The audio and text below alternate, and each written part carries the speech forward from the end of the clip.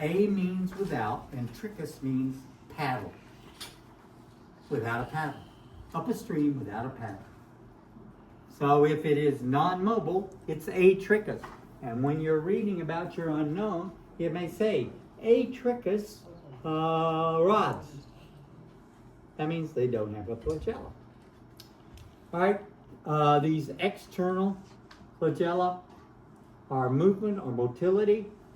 How many you have and where they're located is a characteristic of each genus. You can have one at one end, and that would be called I'll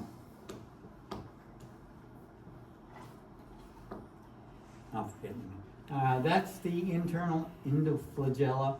Remember, that's just one, and it's inside the cell, attached to the inside at each end, and comes together, releases it suddenly, and it shoots through the liquid. Yes. I already talked about the same. Now,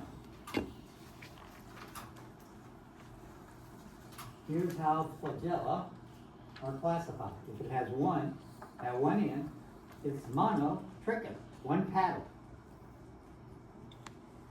Okay? If it has them all the way around the outside, it's peritrichous. If it has two flagella, one at one end and one at another one, it's amphitrichous. Amphi like bi, or like ambidextrous. You can use both hands equally. Lophotrichous is two or more at one or both ends. And when you're reading about your unknown, they will use these terms. Modal by Lophotrichous flagella. Can you go back, because that one's not on the slide that we got. It's on the What? next slide. We got it. It's on the next slide. All right. This is not going to Professor. really be counted, but I want to explain it to you just a minute. How do flagella attach to the cell? Does the dog wag the tail, or does the tail wag the dog?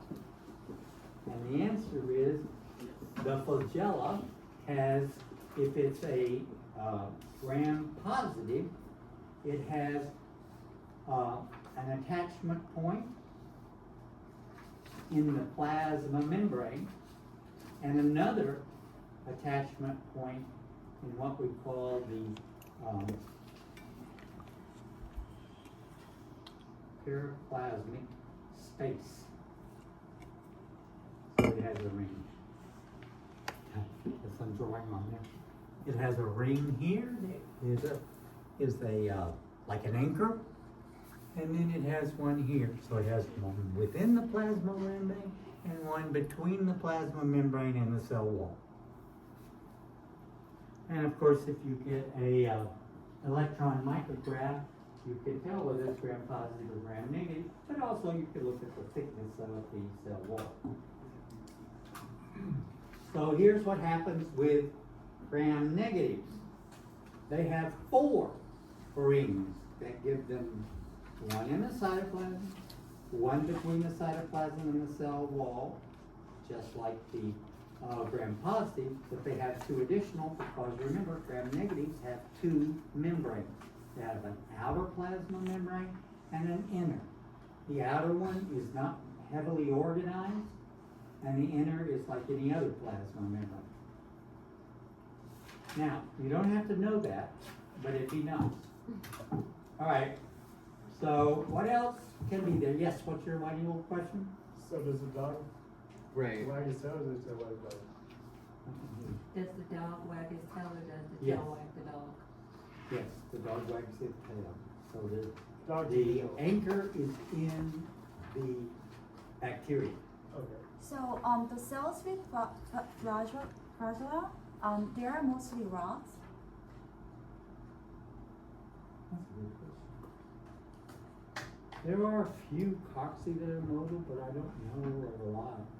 There are lots of rods. So mostly rods. Yeah. Okay, so let's talk about these structures. Sex! And this is how sex happens in bacteria. Tell me some characteristics of conjugation. Name one. F positive. F plasmid. What? F positive. F positive gene on a plasmid. Cell contact? Cell contact or conjugation. Yeah. What else? F negative? Conjugation breach. Well, yeah, it goes through that little, the F plus gene goes through that little pilus. What's the first gene that goes through from an F positive to an F negative? F plasmid. The F plasmid gene. And if you don't shake the water like a waterbed, it'll transfer the whole plasma. So about 40 genes can be moved by conjugation. And that's why one of the questions has been, well, what moves the most DNA? Conjugation in natural lateral gene. All the others just move one or half of one or at the most two. So conjugation can affect evolution of the gram negatives because they're actually mixing genetics. Remember, there are rules, though. For conjugation, you got to have a plasmid with an F gene. You got to have a bacteria that has that plasmid and one that doesn't have it. When one that is F negative meets an F positive, what does it become? F positive. F positive. Good. Real.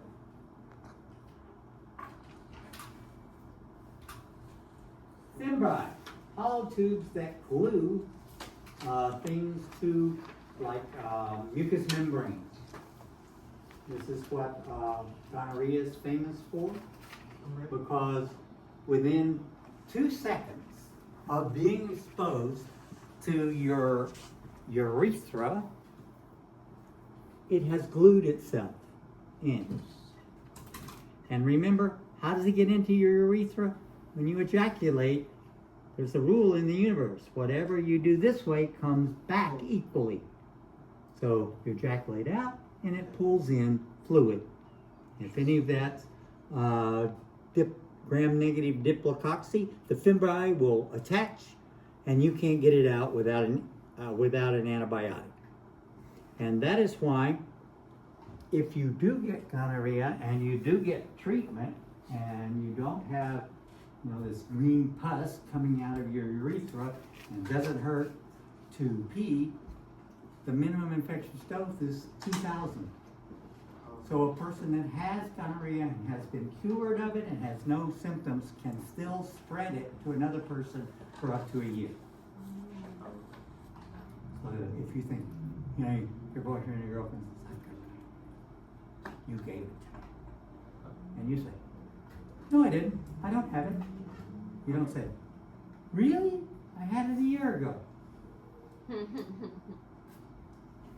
Just FYI.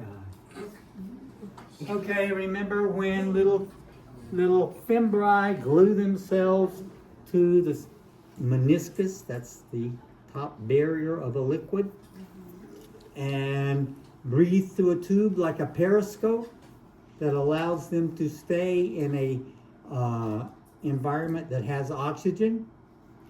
Okay, that one of them is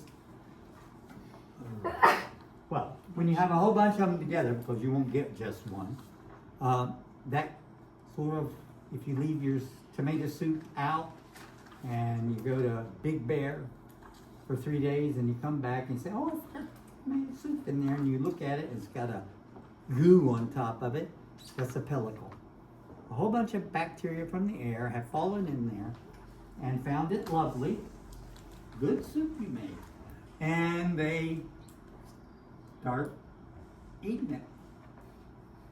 So So can I remove the pellicle layer and then? Not a good leave it idea. together? Okay. Because some of them make some Because I really, tried the there is a pellicle layer on the outside of bread, like just a little, and I just take it out and I'll just. no, eat it just, sometimes it ruins the taste, that's all. It's Okay. nothing. But it does go into the fungus. It's just that the pellicle is It's only not just visible to me, right? Okay. right. The pellicle is just the visible part of it. I see. Okay.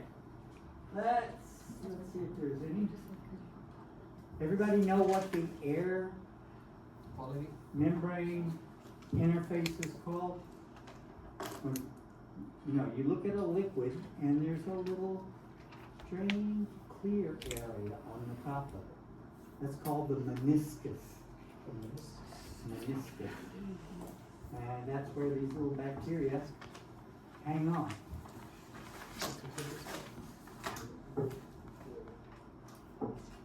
Okay, glycocalyx. From the tooth, that's the one that feels slimy when you take a toothpick and you go in and you feel it slimy. Okay, that is glycocalyx slime layer. But if it's a super hard capsule around it, like feels like you broke concrete when they're cleaning your teeth and pop it out, that is a capsule. Both of them hide the bacteria, and both of them are called glycocalyx, and they are sugars. And sugars hide anything from the human immune system. Remember, if your immune system responded to sugar, you couldn't eat a dessert. You'd be allergic. Okay, so remember, glycocalyx increase the never mind that. Pathogenicity of a bacteria and lower the MID. That means the infectiousness.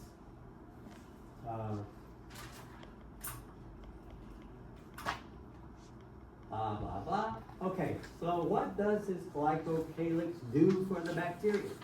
We're always looking at things like what it does for us. Well, what does it do for the bacteria? It prevents it from dehydrating. Remember, everything needs water. So it prevents it from losing water. It protects it from UV light. Remember, UV light penetrates one cell thick, bacteria are one cell. It captures food particles in the goo. It sticks it to things. One girl asked me, I got all this plaque in my teeth. Can I get one of those bacteria? No. Brush your teeth. Alright, so let's see if there's anything else. Drying, trap nutrients, help it glue, protect it from UV light, retain water. All those things are what the glycocalyx does for the bacteria. Cell wall. Woo-hoo. We've been through it. This is what the cell wall looks like.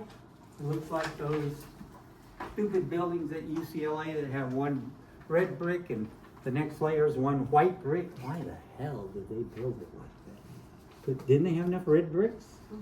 Or make it all out of white? Why do one layer of red, one layer of white, But it's a perfect example of the way peptidoglycan, a complex polysaccharide, is made. N-acetylglucosamine is glued to N-acetylmuramic acid, which is glued to N-acetylglucosamine. At the other side, it's the opposite. So if this is glucose, N-acetylglucosamine, then that one would be N-acetylmuramic acid. And what glues things together is not like concrete. It's like twist ties. And it's two sets of 4 peptides. So there is holes, lots of holes. It looks more like that. And one of the interesting things about it is the U bacteria has L amino acids gluing this together, and D sugars. All right, and our bodies can only break down D amino acids and L sugars, so it helps protect it because our body cannot break down these. Remember, what's a D and L? If you have the same molecule and you twist it to the left, that is L. If you twist it to the right, it's D. All right? And so every molecule can have a stereoisomer, meaning that there's a front and a reverse. And so if the active things that cause it to fold in the right direction hang off the right side, it's called D amino acid. And the same thing, but if they hang off the left side, it's called left, L amino acid. And so the fact that there exists two molecules